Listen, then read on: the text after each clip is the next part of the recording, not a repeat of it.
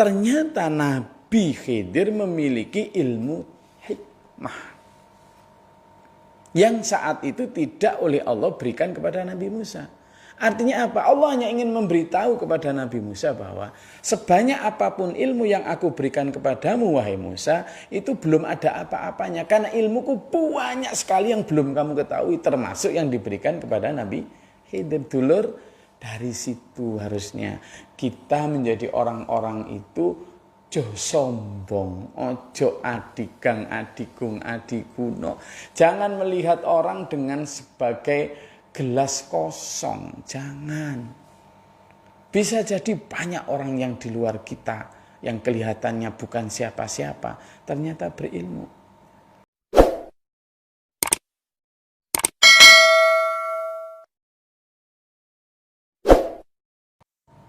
Assalamualaikum warahmatullahi wabarakatuh. Alhamdulillahirabbil alamin. Allahumma shalli wa sallim barik ala sayyidina Muhammad wa ala alihi washabihi ajmain. Amma ba'du. Jadi dulur semua yang saya cintai dimanapun berada, alhamdulillah bertemu kembali di kajian kita malam Ahad, ya malam sampai lupa saya, malam Ahad di jam yang sama, alhamdulillah. Saya terbersit untuk ngajak dulur-dulur berdiskusi tentang topik dari kisah yang sudah banyak dikenal ya, tetapi saya ingin mengulas kembali karena di dalam kisah itu banyak sekali hikmah. Tapi malam ini saya akan menukilkan tiga saja dari hikmah. Kisah apa sih? Kisah tentang bagaimana seorang nabi yang masuk kelompok elit dari kelompok para nabi, yakni ulul azmi. Jadi dalam khasanah Islam itu jumlah nabi dan rasul itu ada 124.000 nabi rasul. 124.000 nabi rasul. Dari 124.000 nabi rasul itu ada 313 yang jadi rasul. Selain itu adalah jadi nabi. Jadi tingkatan nabi itu memang rasul, nabi gitu ya. Nah, dari 313 rasul itu ada 25 rasul yang wajib kita ketahui minimal namanya dan sedikit kisahnya. Nah, dari 25 itu ada 5 yang masuk kelompok elit yang disebut dengan ulul azmi, yakni Nabi Nuh, Nabi Ibrahim, Nabi Musa, Nabi Isa, dan Nabi Muhammad sallallahu alaihi wasallam, atau Noah, Abraham, Moses, Yesus, dan Muhammad sallallahu alaihi wasallam. Nah, yang sedang ingin saya adalah kisah Nabi Musa. Kisah Nabi Musa, di mana Nabi Musa ini kisahnya menghiasi banyak sekali ayat-ayat di dalam Al-Qur'an. Saya hanya akan nukilkan satu saja di antaranya, yakni pertemuan Nabi Musa dengan seorang hamba, gitu kan, seorang abdan min ibadina, hamba yang kata Allah min ladunna ilma, artinya min ladunna ilma, jadi yang diberi ilmu dari sisi Allah langsung. Nah, Nabi Musa ceritanya itu adalah diuji Allah karena Nabi Musa ingin melihat orang yang lebih tinggi, atau bukan lebih tinggi ya, lebih memiliki ilmu yang tidak dimiliki oleh Nabi Musa. Padahal saat itu Nabi Musa adalah rasul yang memang diutus Allah untuk Bani Israel saat itu. Nah, akhirnya oleh Allah diperintah untuk berjalan. Singkat cerita ketemulah dengan seseorang yang kemudian dalam khasanah Islam kita kenal dengan Khidir, Nabi Khidir. Ada yang mengatakan Nabi, ada yang enggak. Allah alam. Nah, ada satu aja dari cerita itu adalah ketika kemudian Nabi Musa ingin berguru kepada Nabi Khidir dalam konteks ilmu yang yang belum dimiliki oleh Nabi Musa. Saya ingin berguru kepada engkau, gitu kan? Saya ingin berguru kepada engkau, saya ingin mendapatkan ilmu dari engkau. Tapi kata Nabi Khidir apa? Innaka lan tastati'a ma'iya sabra. Kamu ndak akan bisa sabar bersamaku, katanya. Loh, Insya Allah saya akan sabar, kata Nabi Musa. Tapi coba, pertama yang dilakukan Nabi Khidir adalah melubangi perahu yang nggak ngapa-ngapain, gitu. Kemudian membunuh seorang anak, lalu kemudian juga ikut membantu mendirikan rumah atau tiang rumah yang hampir roboh. Nah, saya ingin ngambil yang satu aja, karena memang panjang itu ceritanya, yakni tentang membunuh anak. Tentang membunuh anak. Yang pertama, hikmah yang kita ambil dari cerita Nabi Musa adalah pertama sekali tentang bagaimana seorang nabi, seorang rasul, tidak hanya itu, seorang ulul azmi, pemilik kemuliaan atau keutamaan, masih diperintah Allah untuk berguru kepada nobody. Siapa nobody itu? Nabi Khidir. Orang yang sama sekali tidak dikenal siapapun, jangankan dikenal oleh, tidak ada yang kenal. Allah menyatakan bahwa dia punya ilmu, itu kan Allah. Orang tidak ada yang tahu. Tapi coba lihat betapa Nabi Musa berhasil dalam kegagalannya. Maksud saya begini, ketika Nabi Musa yang begitu tinggi ilmunya, begitu tinggi hasanah yang diberikan Allah, mukjizatnya luar biasa banyak. Wah, mulai dari bisa menjadikan biidznillah tentunya ya, tongkat menjadi ular, mengeluarkan sinar dari tangannya, banyak sekali mendatangkan wabah, lebah, kodok dan lain sebagainya, sampai yang paling fenomenal adalah membelah lautan. Tapi masih diperintah Allah untuk untuk benar-benar berguru kepada Nabi Khidir. Ini yang harusnya saya terutama ini ya, yang mungkin dikenal Gus atau apa, beranikah saya belajar berguru pada orang-orang yang bahkan mungkin secara keilmuan, secara lahir di bawah saya. Nah, ini tantangan buat saya. Dan juga buat mungkin dulur-dulur yang seperti saya, yang sebagai penyampai agama, yang mungkin sudah menguasai ahwalus syakhsiyah, misalnya tentang hukum-hukum keluarga, tentang hukum syariat yang lain, fikih-fikih. Maukah kita belajar tentang ilmu? Ternyata Nabi Khidir memiliki ilmu hikmah yang saat itu tidak oleh Allah berikan kepada Nabi Musa. Artinya apa? Allah hanya ingin memberitahu kepada Nabi Musa bahwa sebanyak apapun ilmu yang aku berikan kepadamu, wahai Musa, itu belum ada apa-apanya. Karena ilmuku banyak sekali yang belum kamu ketahui, termasuk yang diberikan kepada Nabi Khidir. Dulur, dari situ harusnya kita menjadi orang-orang itu ojo sombong, ojo adigang, adigung, adiguno. Jangan melihat orang dengan sebagai gelas kosong, jangan.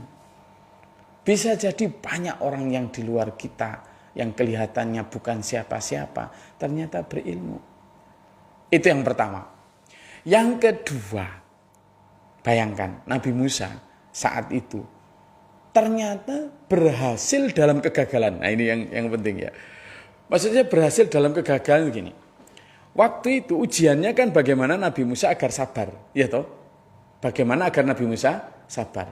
Sudah diberitahu, innaka lan tastati'a ma'iya sabra. Kamu tidak akan sabar bareng aku. Sudahlah, Nabi Khidir sudah tahu tuh.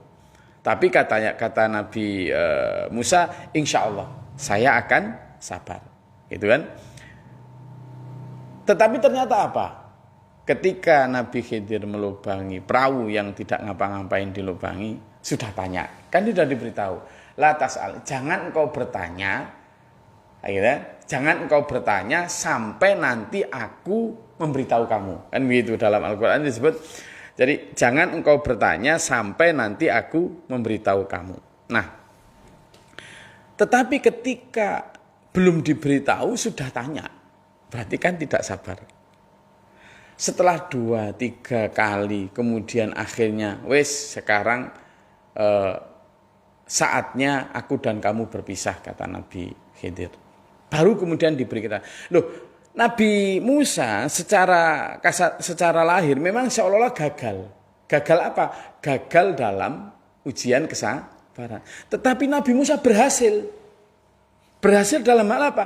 Berhasil menurunkan pertama egonya sebagai seorang ulul azmi, mau berguru kepada seorang yang bukan siapa-siapa. Itu yang keberhasilan pertama.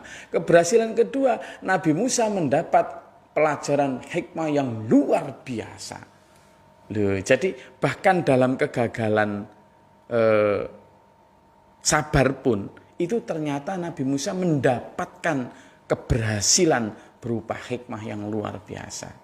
Akhirnya memang setelah dipertemukan oleh Allah dengan Nabi Khidir, kemudian Nabi Musa lebih wise, lebih sempurna sebagai seorang Nabi ulul azmi. Nah ini yang menjadikan kita harusnya belajar juga bahwa jangan pernah melihat kegagalan itu sebagai sebuah akhir. Kegagalan dalam hal apapun, termasuk kegagalan dalam menuntut ilmu. Tidak ada yang gagal sebenarnya kalau kita mampu mengambil hikmahnya. Sekurangnya Nabi Musa tadi mendapatkan 3 pelajaran. Pelajaran yang pertama bahwa ketika Nabi Khidir melubangi perahu itu ternyata justru untuk menyelamatkan perahu tadi. Karena saat itu raja yang lalim merampas seluruh perahu yang bagus. Sehingga kalau yang bolong nggak dirampas. Kalau bolong masih bisa ditambal menurut Nabi Khidir. Dengan dibolongi itu nggak dirampas, nanti setelah orangnya pergi kita tambal lagi. Tapi nanti kalau sampai itu, nah itu. Ternyata yang kedua adalah anak tadi dibunuh. Karena Nabi Khidir diberitahu Allah bahwa anak itu nanti kalau besar akan menjadikan orang tuanya menjadi kufur dan menjadi orang yang durhaka kepada Tuhan. Padahal saat masih kecil itu orang tuanya adalah orang-orang yang bertakwa dan beriman kepada Tuhan. Siapa yang tahu? Ya Allah.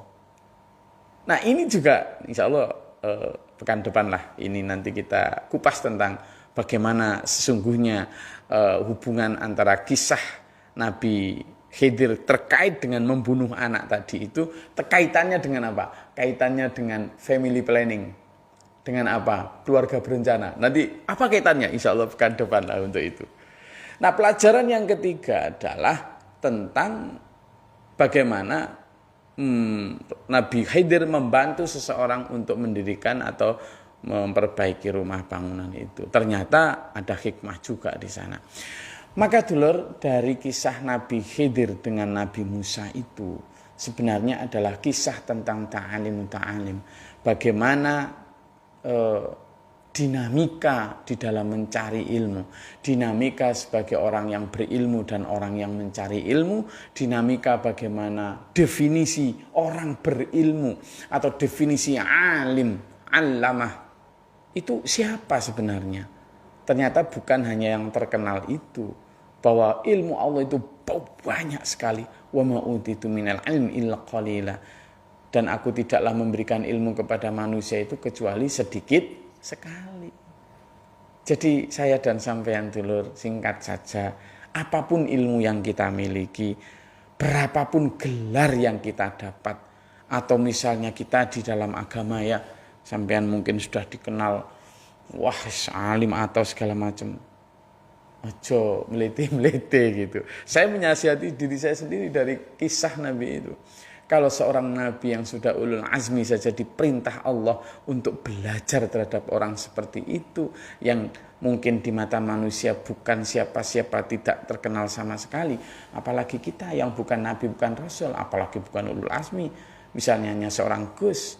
Seberapapun banyak kitab yang kita mungkin pahami dan kita apalkan, tidak menjamin apa-apa bahwa kita adalah orang yang punya ilmu hikmah. Ya, begitu dulu. Saya rasa itu kajian kita, dan insya Allah pekan depan kita akan bahas tentang apa kaitan kisah Nabi Khidir terkait dengan ketika membunuh anak dengan hubungannya dengan kependudukan ya, hubungannya dengan kependudukan atau family planning atau keluarga berencana, tentang bagaimana anak, tentang bagaimana merencanakan generasi dan lain sebagainya. Intinya pada malam hari ini saya ingin mengajak bahwa ternyata orang-orang yang berilmu di sekitar kita itu sangat banyak, sangat bertebaran, dan ilmu Allah itu luar biasa luas. Bahkan seandainya seluruh pohon dijadikan pena dan seluruh lautan dijadikan tinta, tidak akan berkurang ilmu Allah. Dan seandainya ditambahkan lagi pun tidak akan berkurang. Saya hanya ingin mengajak, ayo menjadi orang-orang yang haunan, orang-orang yang humble, orang-orang yang tidak menepuk dada hanya karena kita hafal ilmu ini, ilmu itu. Karena sesungguhnya Allah memberikan ilmu kepada siapapun yang dikehendaki, utamanya ilmu hikmah. Terima kasih, mudah-mudahan bermanfaat dan berfaedah. Sampai ketemu berkan depan. Bila taufiq wal hidayah. Wassalamualaikum warahmatullahi wabarakatuh.